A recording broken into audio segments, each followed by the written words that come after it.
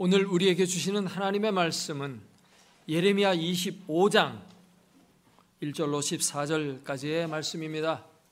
여러분과 제가 한 절씩 교독하겠습니다. 유다의 왕 요시야의 아들 여호야김 넷째 해 곧 바벨론의 왕 느부갓네살 원년에 유다의 모든 백성에 관한 말씀이 예레미야에게 임하니라. 선지자 예레미야가 유다의 모든 백성과 예루살렘의 모든 주민에게 말하여 이르되 유다의 왕 아몬의 아들 요시야 왕 13째 해부터 오늘까지 23년 동안 여호와의 말씀이 내게 임하기로 내가 너희에게 꾸준히 일렀으나 너희가 순종하지 아니하였느니라. 그러므로 여호와께서 그의 모든 종 선지자를 너희에게 끊임없이 보내셨으나 너희가 순종하지 아니하였으며 귀를 기울여 듣지도 아니하였도다. 그가 이르시기를 너희는 각자의 악한 길과 악행을 버리고 돌아오라. 그리하면 나 여호와가 너희와 너희 조상들에게 영원부터 영원까지 준 그 땅에 살리라. 너희는 다른 신을 따라다니며 섬기거나 경배하지 말며 너희 손으로 만든 것으로서 나의 노여움을 일으키지 말라. 그리하면 내가 너희를 해하지 아니하리라 하였으나 너희가 내 말을 순종하지 아니하고 너희 손으로 만든 것으로서 나의 노여움을 일으켜 스스로 해하였느니라. 여호와의 말씀이니라. 그러므로 만군의 여호와께서 이와 같이 말씀하시니라. 너희가 내 말을 듣지 아니하였느니라. 보라, 내가 북쪽 모든 종족과 내 종 바벨론의 왕 느부갓네살을 불러다가 이 땅과 그 주민과 사방 모든 나라를 쳐서 진멸하여 그들을 놀램과 비웃음거리가 되게 하며 땅으로 영원한 폐허가 되게 할 것이라. 여호와의 말씀이니라. 내가 그들 중에서 기뻐하는 소리와 즐거워하는 소리와 신랑의 소리와 신부의 소리와 맷돌 소리와 등불빛이 끊어지게 하리니 이 모든 땅이 폐허가 되어 놀랄 일이 될 것이며 이 민족들은 70년 동안 바벨론의 왕을 섬기리라. 여호와의 말씀이니라. 70년이 끝나면 내가 바벨론의 왕 그의 나라와 갈대아인의 땅을 그 죄악으로 말미암아 벌하여 영원히 폐허가 되게 하되 내가 그 땅을 향하여 선언한 바 곧 예레미야가 모든 민족을 향하여 예언하고 이 책에 기록한 나의 모든 말을 그 땅에 임하게 하리라.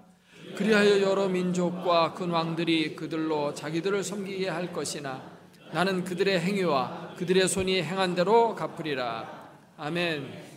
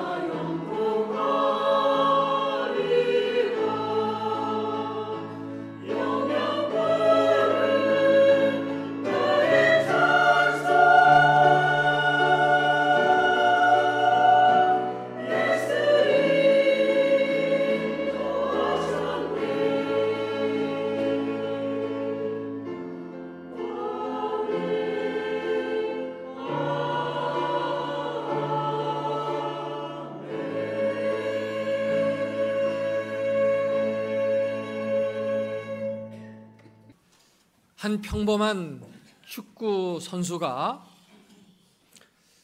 경기를 하다가 상대편 선수와 크게 부딪혔습니다. 그래서 정신을 잃고 병원으로 후송되었습니다. 치료를 받는 과정에서 그를 진단해 보니까 정신 이상 증상이 약간 있었습니다. 과거를 기억을 못하는 기억 상실증 증세가 있었던 것입니다. 그러나 이제 얼마 후에 치료를 다 끝내고 선수로 복귀했습니다. 경기를 하는데 이전과는 다르게 그 선수가 매우 탁월한 경기를 하는 것입니다.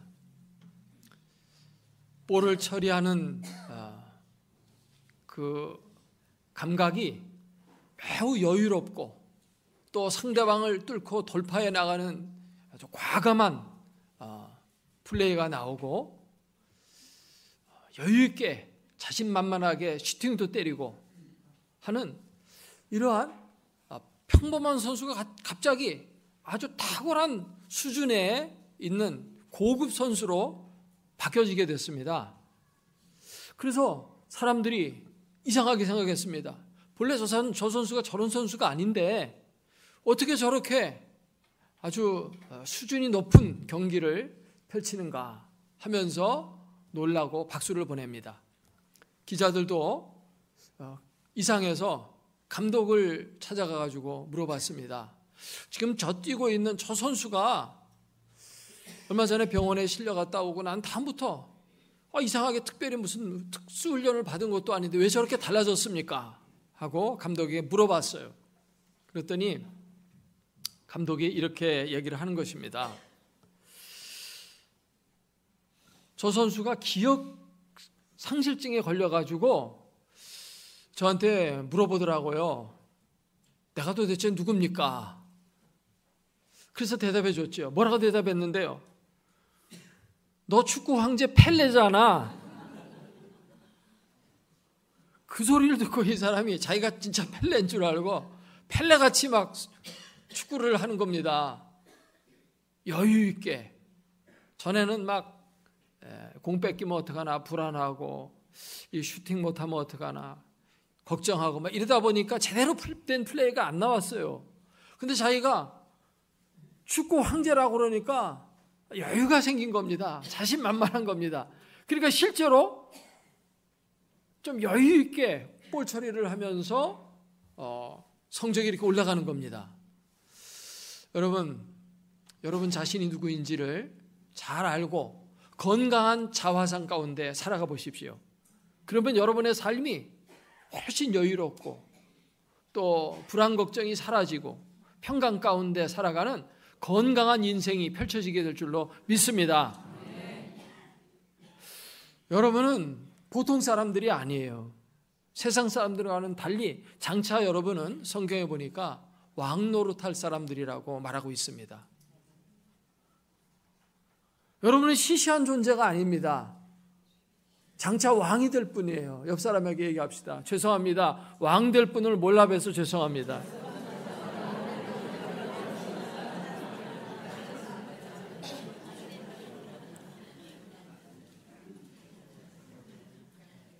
여러분은 그렇게 살 뿐이 아니에요. 네. 오늘의 본문은 구약의 유다 백성에 관한 하나님의 예언의 말씀입니다.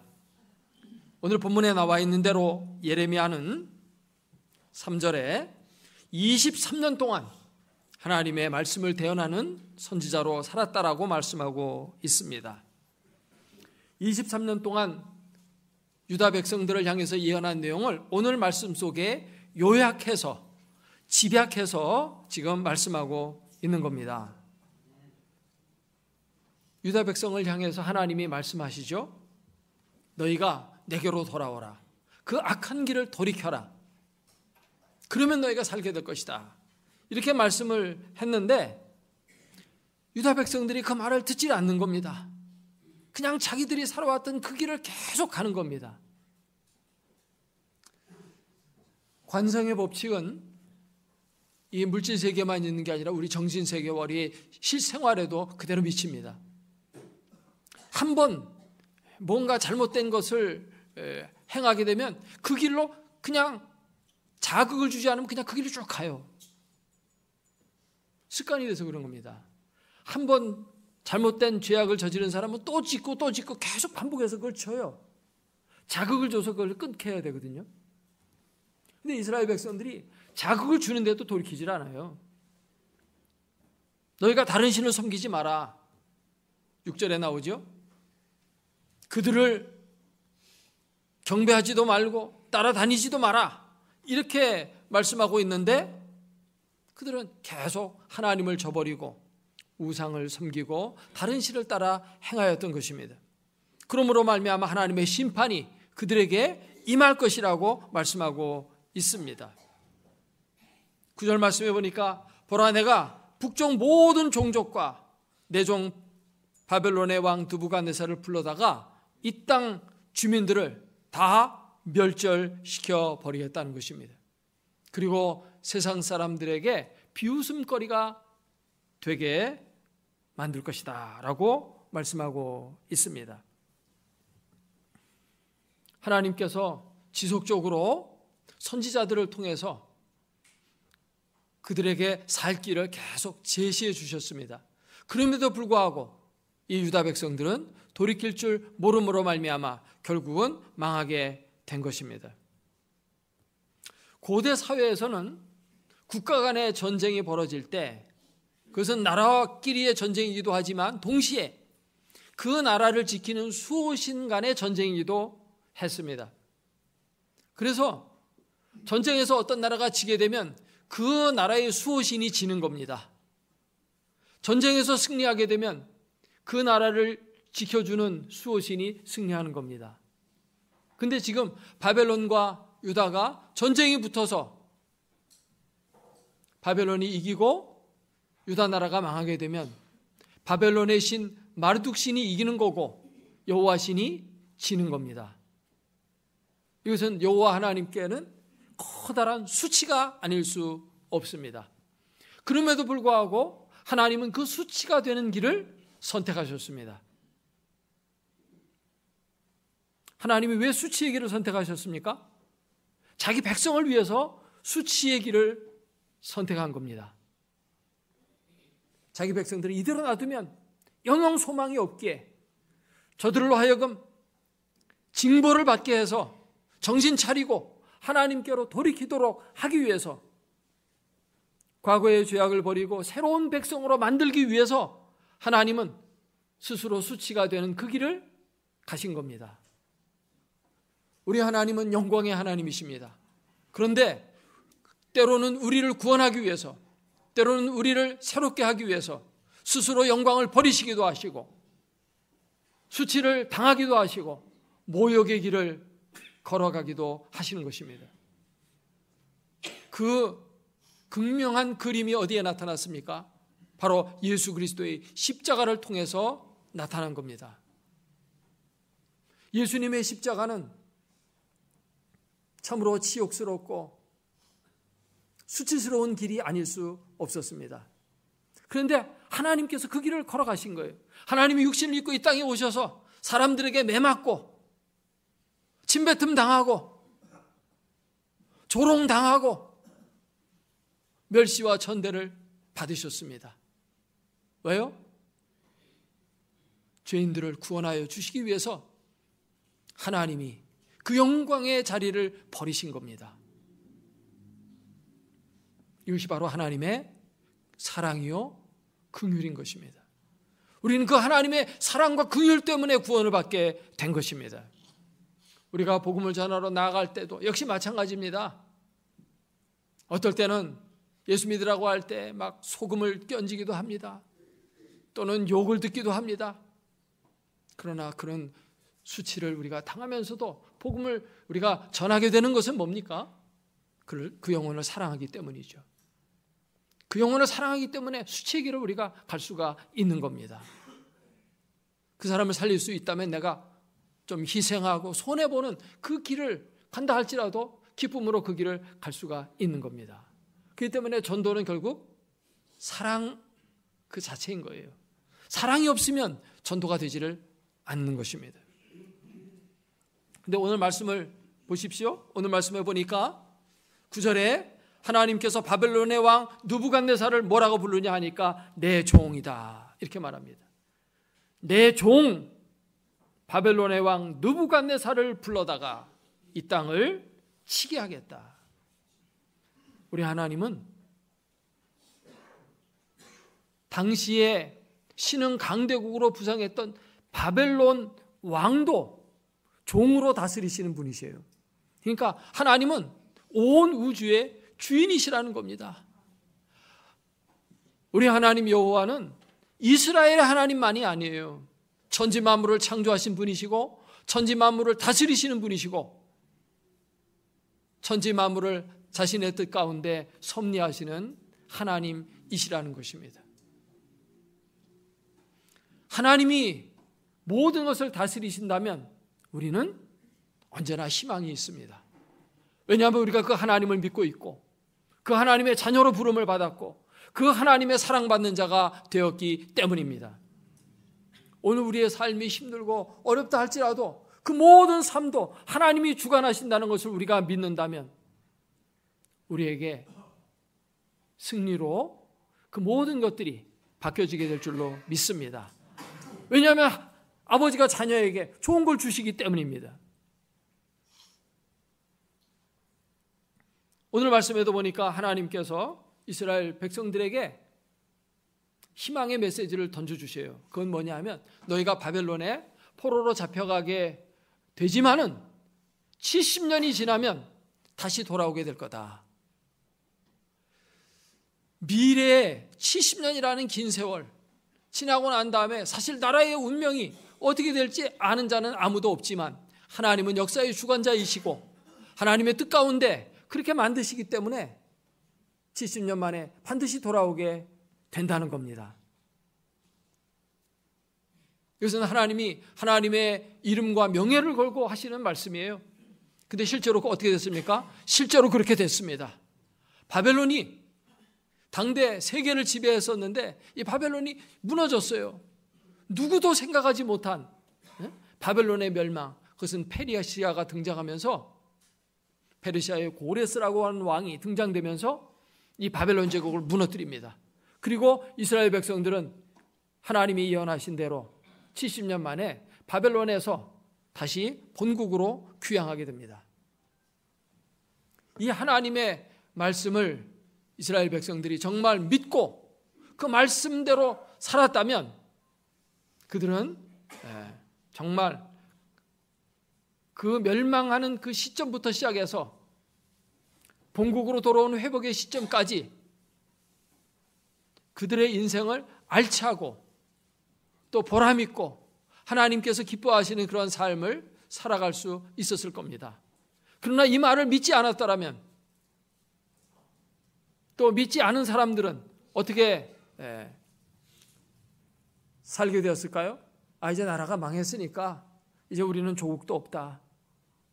우리는 희망이 없으니까 하면서 절망 가운데 살고 또는 미래에 대한 희망이 없으니까 그저 방자한 인생을 살아가게 되는 그런 흐트러진 인생이 될 수밖에 없었을 겁니다. 미래에 대한 소망이 없는 사람들 보세요. 어떻게 사는가? 그냥 자기를 포기하면서 살잖아요. 그저 술이나 마시고 남봉질이나 하면서 살잖아요. 그러나 미래에 꿈이 있고 비전이 있는 사람들은 어떻게 삽니까? 오늘을 절제하고 어려움을 극복하고 그렇게 살아가죠. 세상에서 살아가는 사람들의 삶의 방식이 크게 두 가지가 있습니다. 하나는 과거로부터 살아가는 사람이 있고 하나는 미래로부터 살아가는 사람이 있습니다. 과거로부터 살아가는 것, 그것은 미래가 없는 삶이에요. 그의 인생이 닫혀 있습니다. 과거는 요지부동입니다. 과거는 우리가 어떻게 바꿀 수가 없어요. 이미 지나가 버렸기 때문에 고정되어 있는 거죠. 그러니까 거기에서부터 살아가는 삶은 어떤 발전적인 미래를 기약할 수가 없다고 하는 것입니다. 과거에 내가 좋지 않은 인생을 살아왔는데 나 같은 인생이 뭐 어떻게 미래에 달라질 수 있을까 하면서 포기하기 쉽습니다. 나는 전과자인데 내가 무슨 선한 일을 할 수 있겠는가? 나는 별로 좋지도 않은 집안에서 태어나가지고 이렇게 살았는데 나 같은 사람이 뭐 별 수 있겠어? 이렇게 하면서 자꾸만 과거로부터 살아가는 사람은 삶이 절망적이 되고 나약해지고 방자한 인생으로 흐르게 된다는 것입니다. 나는 뭐 학벌도 없고 머리도 나쁘고 내가 뭐 할 수 있겠어? 나같이 죄나 짓고 살던 사람이 무슨 선한 일이나 할 수 있겠는가 하면서 지금까지 살아왔던 거, 그것에 근거해서 오늘을 살아가는 사람은 힘이 없습니다. 미래에 대한 꿈이 없고 얼굴이 밝지도 않고 기쁨도 없습니다. 그러나 미래로부터 살아가는 사람은 이와는 정반대입니다. 꿈과 비전을 가지고 열린 미래를 향해서 힘차게 달려가는 것이죠. 인생이 다른 겁니다. 이 미래로부터 사는 삶을 좀 쉽게 이해하기 위해서 제가 예를 들어보도록 하겠습니다. 영적 전쟁, 이걸 한번 여러분 생각해 보시기 바랍니다. 우리가 영적인 전쟁, 마귀와 싸우고 이 세상과 싸우는 전투의 삶을 사는 것으로 부름을 받았습니다. 그런데 여러분, 영적 전쟁에서 이기려고 싸우고 있습니까? 아니면 이미 이긴 싸움을 싸우고 있습니까? 이 둘은 결코 같은 것이 아닙니다. 실제 전투를 하게 되면 그 전투하는 자세와 결과가 크게 달라지게 되는 것입니다. 이기려고 싸우는 자는 질 수도 있다는 그런 불안감이 있습니다. 그렇기 때문에 제 실력을 발휘할 수가 없어요. 지면 어떻게 하나 걱정이 되고 그것에 대한 두려움 때문에 오늘의 삶이 움츠러듭니다. 그러나 이미 이긴 싸움을 싸우는 사람은 나는 승리한 자이기 때문에 결코 오늘의 삶이 힘들고 어렵다 할지라도 두려워하지 않아요. 왜냐하면 나는 승리를 보장받았기 때문에. 지금 전세가 불리합니다. 그러나 이기려고 싸우는 사람 불리하면은 아유 큰일 났다, 낙심하고 두 손 들고 그냥 항복해버리자, 이렇게 되기 쉬워요.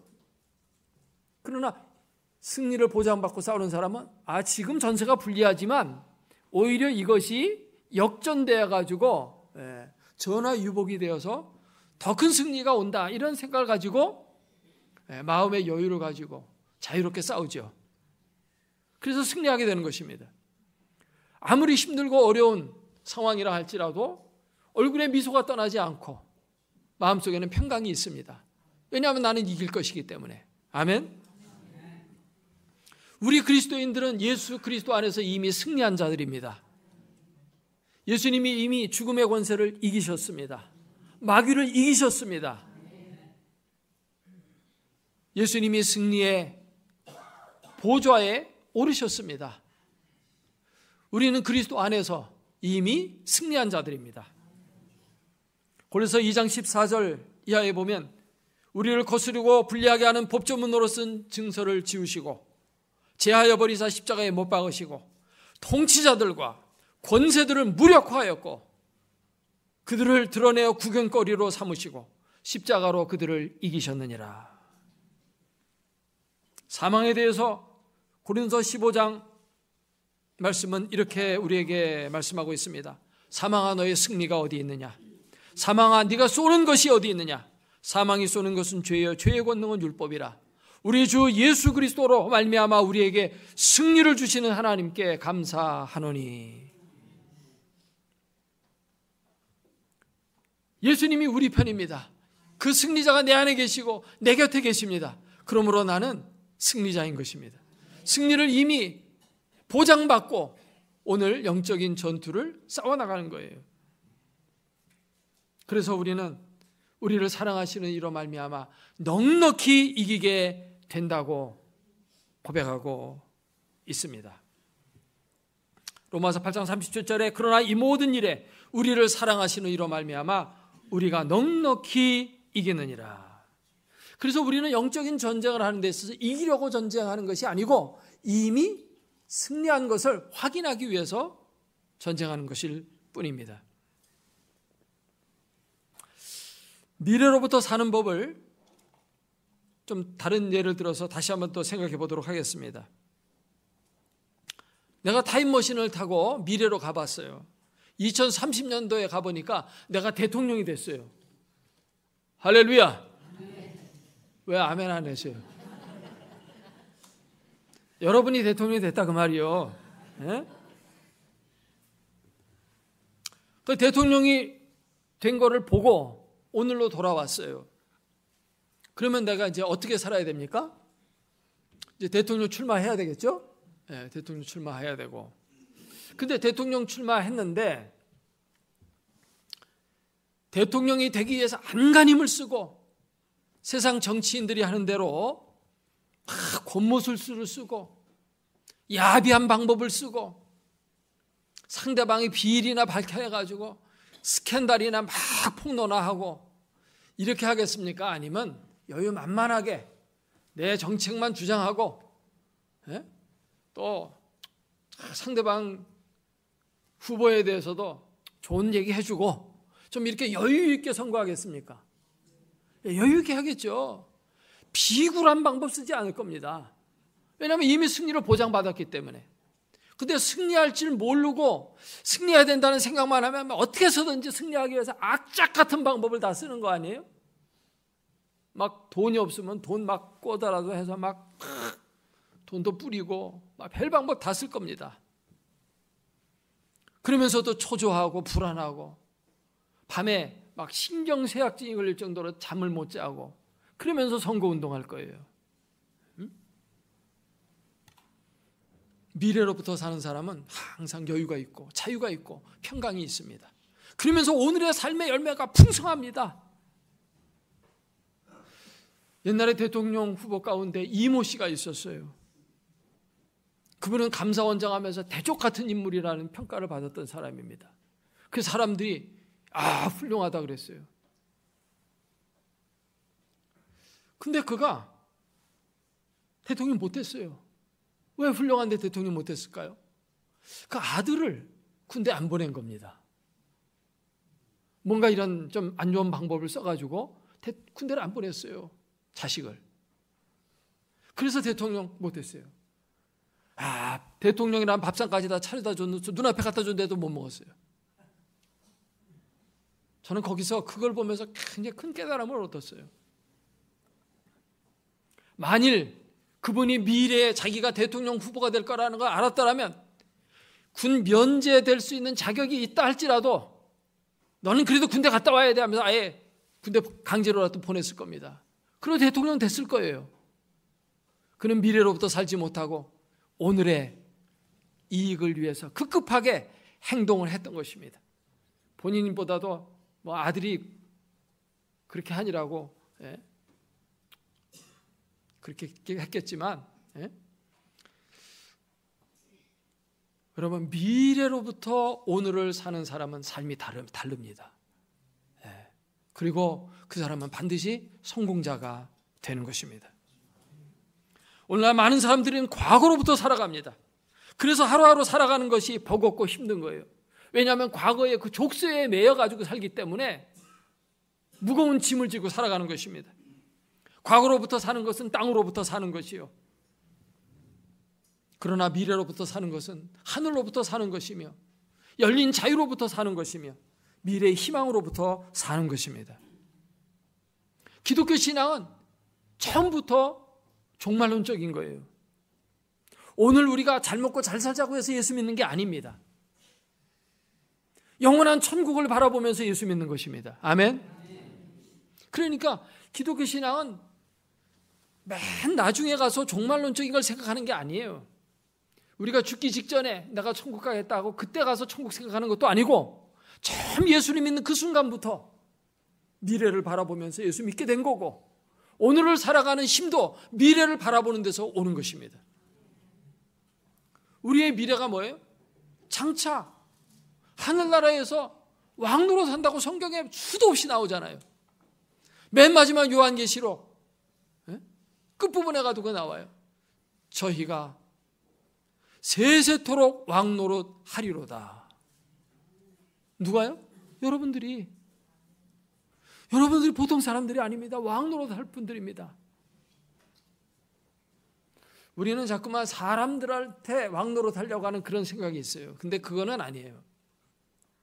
사람은 애초부터 하나님을 사랑하고 이웃 사람들을 사랑하고 섬기라고 하나님이 만들어 주신 거예요.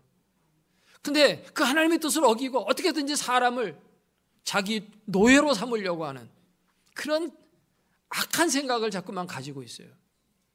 그래서 사람들을 짓밟고 사람들 걸 착취하고 사람들 위에 올라서려고 하고, 그건 하나님의 뜻이 아닙니다. 예수님이 이 땅에서 보여주신 삶 가운데도 그런 삶은 없어요. 하나님의 마음에 그런 건 없습니다. 근데 자꾸만 우리 인간적인 생각은 다른 사람들 위에 올라가서 다른 사람만 밟아야지, 그런 생각 갖고 있습니다. 그런 왕 되는 거 아닙니다. 나중에 왕 된다고 하니까 그런 왕 되는 줄 알고 착각하고 있는데 그건 하나님의 계획에도 없고 생각에도 없습니다. 성경에 보면 사람은 어떤 왕이 되냐 하면 만물에 대해서 왕이 되는 것입니다. 만물을 하나님의 형상대로 사람을 지으실 때 천하 만물을 다스리라고 했어요. 그러니까 동식물들 다스리고 바람과 파도를 다스리고 그러는 겁니다. 호랑이한테 잡혀먹는 게 아니라 호랑이 등에 타고 달리는 겁니다. 바다의 돌고래의 등에 올라타서 바다를 헤엄치고 독수리의 등에 올라타서 하늘을 나는 것입니다. 그리고 천군 천사를 다스리는 것입니다. 이 우주를 보세요. 어마어마하게 이 인류가 지금까지 태어났던 인류가 다 구원받아서 다 왕이 된다 할지라도 이 우주에 펼쳐있는 별을 다스린다고 할 때 수천 수만 개의 별을 다스려야 돼요. 그렇게 우주가 넓습니다. 사람이 이 세상에 인구가 많긴 많지만 그 많은 사람이 다 구원받는다 할지라도 그거에 수천 수만 배 수억 배 큰 게 우주예요. 우리가 지구 하나만 다스리려도, 나 혼자서 다스리려도 이거 버거워요. 그런데 그 별을 막 수천 수만 개를 다스린다고 생각해 보세요. 얼마나 힘들겠어요. 그것만 하기도 힘든데 왜 남 다스리려고 그래요? 남 다스리는 게 아닙니다. 그건 하나님의 뜻이 아니에요. 우주 만물을 다스리는 겁니다. 아멘? 그래서 이 땅에 하나님의 나라를 이루어가는 거예요. 우리가 성경을 읽어보면 이 성경이 타임머신과 같이 우리를 미래로 안내해요. 여기 예레미야의 예언이 그대로 들어맞았듯이 성경에 나와 있는 예언은 그대로 들어맞고 하나님의 말씀은 말씀대로 되는 겁니다. 장차 우리가 왕노릇 하게 된다. 그렇게 고귀한 신분이에요. 그렇기 때문에 오늘 우리의 삶이 어떻게 살아야 돼요? 우리가 미래가 공통된 미래가 있고 개별적인 미래가 있어요. 각자 여러분들의 미래는 또 다 다를 수 있어요. 그건 각자가 하나님 앞에서 받은 소명이 있는 거예요. 그걸 붙들고 살아야 되고, 그러나 동시에 공통된 것도 있어요. 그건 뭐냐 하니까 장차 왕노릇 할 거라고 하는 공통된 분모가 있습니다. 그것은 우리 모두에게 해당되는 건데, 우리가 왕노릇 할 자라고 하면 오늘 우리가 뭘 준비하면서 살아야 돼요? 어떻게 하면 왕노릇 잘할 것인가? 왕이 되면 적어도 이런 성품을 가지고 있어야 되지는 않는가? 그런 생각해야 돼요. 여러분 동화책 같은 거 읽어보시면 보면 못된 왕들이 있어요. 우리가 왕이 되는데 그런 왕 되면 되겠어요? 악한 왕들이 있어요. 그런 악한 왕이 되면 되겠냐 이거예요. 그러니까 훌륭한 왕이 되려면 어떻게 해야 되느냐, 그런 걸 생각하고 그러고 기도해야 되고, 하나님과 더 관계를 잘 맺으면서 내가 훌륭한 왕 되게 해달라고 하나님을 의지하고 세상을 잘 다스리는 자가 되게 해달라는 그러한 공부, 그러한 기도, 그런 걸 하면서 살아가야 되는 것이죠. 우리 그리스도인들은 미래로부터 사는 법을 배워야 됩니다. 그러면 인생이 달라집니다. 과거에 매여서 사는 세상 사람들과 같이 살지 말고 미래로부터 오늘을 사는 여러분 되어서 오늘의 삶이 비록 힘들고 어렵다 할지라도 여유가 있고 평강이 있고 아름다운 열매를 그 가운데서도 잘 맺으면서 살기 때문에 고난 속에서도 순금이 되어져 나아가는 과정으로 생각하고 오늘을 잘 극복하는 슬기로운 성도들이 다 되게 될 줄로 믿습니다. 그것이 바로 우리 그리스도인들의 삶이고 하나님이 부르신 미래로의 삶입니다. 이런 삶을 오늘도 힘차게 살아가시는 여러분 되시기를 주의 이름으로 축원합니다.